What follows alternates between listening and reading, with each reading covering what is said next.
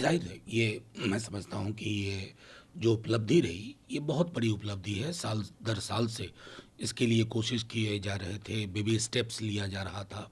लेकिन मैं समझता हूँ कि ये अगर इस शेप में अब आ गया है तो ये ज़ाहिर तौर पर पूरी दुनिया के लिए, हम सब के लिए एक उपलब्धि का क्षण है।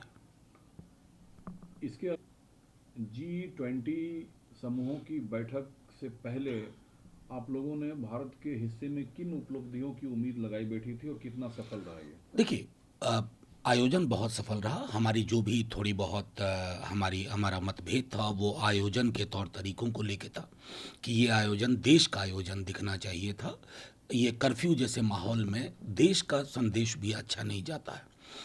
नंबर एक। नंबर दो, जो साझा डिक्लेरेशन हमने देखा, दिल्ली डिक्लेरेशन, वो भी कमोबेश ठीक है, लेकिन बाली से लेकर के यहाँ तक पहुँचने में रसिया यूक्रेन के मसले पे जो लाइन है, मैं समझता हूँ कि अगर सिर्फ गांधी को युद्ध के संदर्भ में पढ़ा गया होता, मैंने एक सोशल मीडिया पे ये लिखा भी, अगर उसको एक हम एक ऐसे आधार के रूप में रखते कि उसके इर्द गिर्द हमारा स्टेटमेंट जारी हो तो वो बेहतर होता।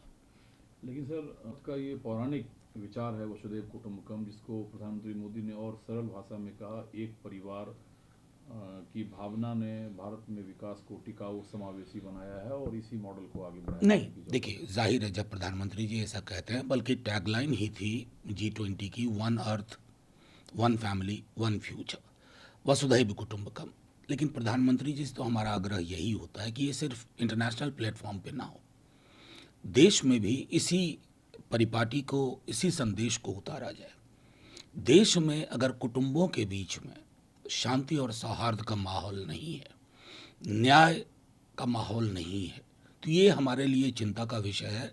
और इसी संदर्भ में हम प्रधानमंत्री जी से कहते हैं और कहते रहे हैं और कहते रहेंगे कि ये हमारे अपने देश में पहले एक बार लागू हो और हम दुनिया को दिखाएं कि इतनी विविधता के बीच में भी सौहार्द का ये उदाहरण देश के, दुनिया के सामने हो।